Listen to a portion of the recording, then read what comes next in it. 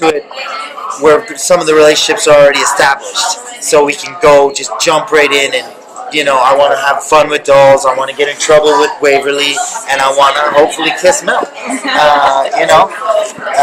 And it's the same, like I said, and the same with the comic book. I love just reading where Beau takes the characters. When you're in such good hands, you don't really need to say, "Hey," because they're gonna just. You can't. My brain's not as good as Beau Smith's brain. My brain's not as good as Emily Anders's brain. So I let the pros do the pro stuff. Did you do a lot of research into Doc Holliday when you got the role? Obviously, I knew exactly who Doc Holliday was when the role came up. I had seen Val Kilmer. When you say I'm your Huckleberry, I know the part in the movie. I've seen Dennis Quaid do it. I had seen So but I didn't want to do any of that. I made sure not to watch that stuff. I wanted, I went back and looked, and he had the big mustache, and I said, I gotta start growing this mustache now. I did research, and I ordered a replica of the Colt Thunderer, and I was literally at my house just practicing with this gun. And of course, when I finally got out to Alberta, the real gun's a lot heavier, and I couldn't do the stuff. And then the gunsmith himself was like, the gun wrangler's like, no, you don't do the spinning stuff. The cowboy guys were not doing this. So I was like, I practiced so hard. He's like, you're not doing that. It's not real. So, yeah. Aside from the awesome mustache you rock, what other qualities do you share with your character, or do you wish you had more of from them? He's undead. That's pretty cool. Or, if I could be undead, would I want to be undead? I guess it is too much pressure. Maybe not.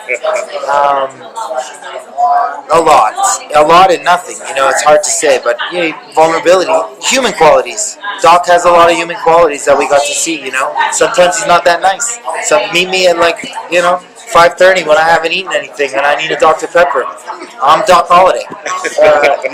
So human qualities we share for sure. Well, with adaptations, there sometimes can be changes. But how do you see now the show? Are you satisfied? Are you happy with the way it looks, the way the cast and everything, the way Emily runs it? That's a good question because a lot of comic book creators in the past have done characters and they've got changed. I've been going to conventions 30 years. They whine and gripe about it and stuff, but I don't think they're looking at the big picture. There are a lot of changes. From the blonde hair to the brown hair.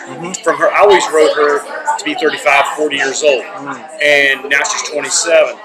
The way I look at it, and Tim's heard this a million times, but Emily knows what she's doing on television. I'm looking at her taking this character to a wider audience. Television's what she knows. And as I said, I baked a loaf of bread. She's changed into sandwiches, and she's feeding the world with it. And I could not be happier on that. Granted, she did all the research on the past books. She did all the research on my back notes. Picked and chose what she needed, and I can expand this, I can expand that, and the key word is expand. It's always progression.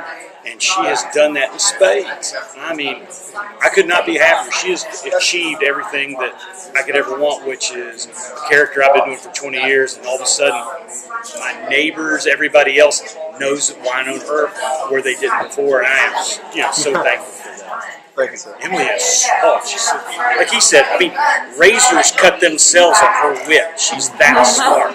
It's amazing.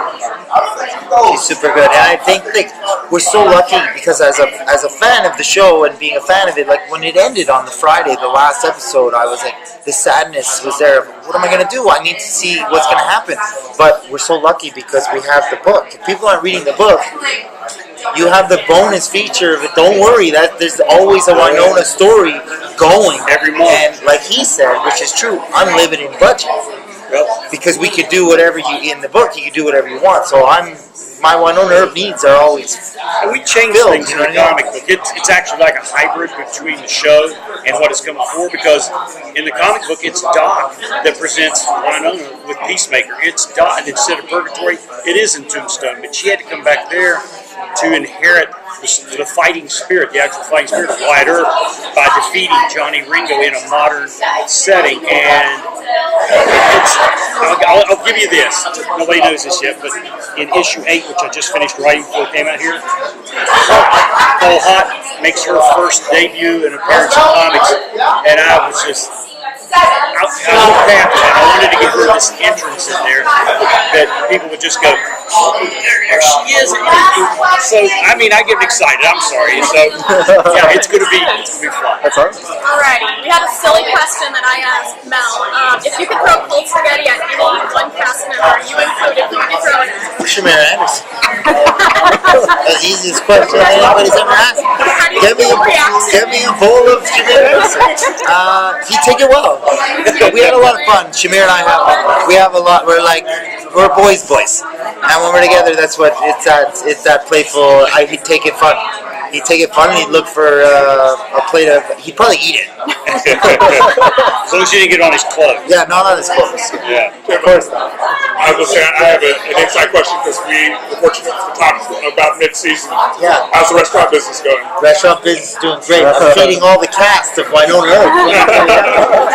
Last week I actually had Tad Burrell and I had Emily Hampshire from 12 Monkeys.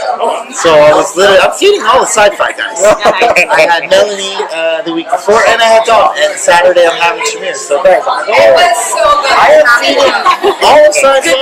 They will all be well fed. That's true. Thank you very much. Thank you guys. Thank you guys.